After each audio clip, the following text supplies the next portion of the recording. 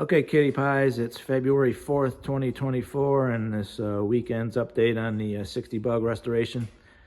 So I came in Friday night, finished welding up that left inner and outer A-pillar down at the lower part so I could pull this back off the pan. That was the only thing structurally left I had to do, so I brought it up over to the lift there and lifted her off the pan, as you can see here. So all the bolts came out good.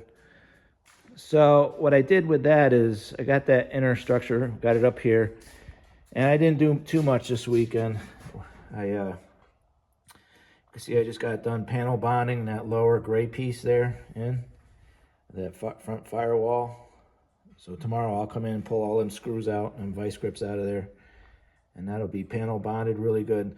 So if you see here real closely, I ground both surfaces with 36 grit grinding disc and give that panel bond something to bite onto.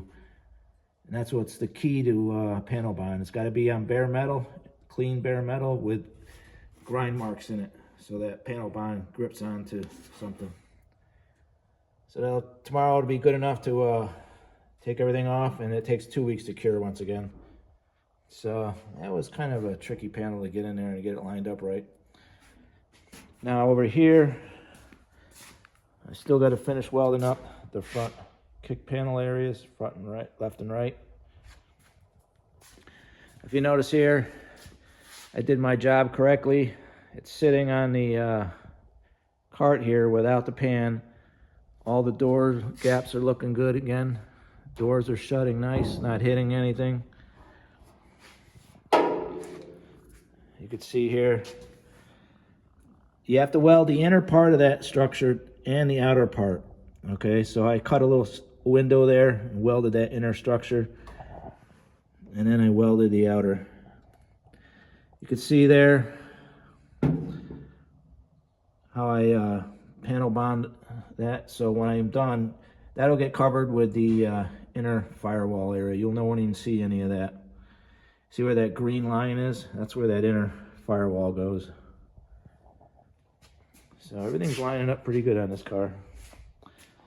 There's that inner firewall piece. I'll screw that in tomorrow night probably. So gaps are looking good. Nothing moved on me. That was the most important thing that I was worried about. Let's see here.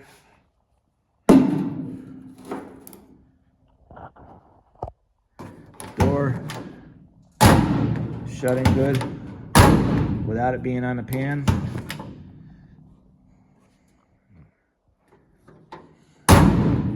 Once again, my gaps are looking good. So once I get those front kick panels in and that firewall area done and a couple little small other welding jobs on this thing, I can go ahead and start seam sealing and finishing up the bodywork on this. And then I could I'll test fit everything, fenders, running boards, and I'll send it to the body shop to get paint shop to get painted. I also got my these here are the Wolfsburg West running boards. I read up online. Everybody said they were pretty good. I called CIP one, and they said these were their 5-star rated.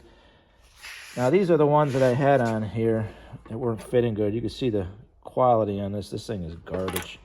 I don't know where this came from. It came with the car, but look at the quality on this one. This one's stamped a lot better.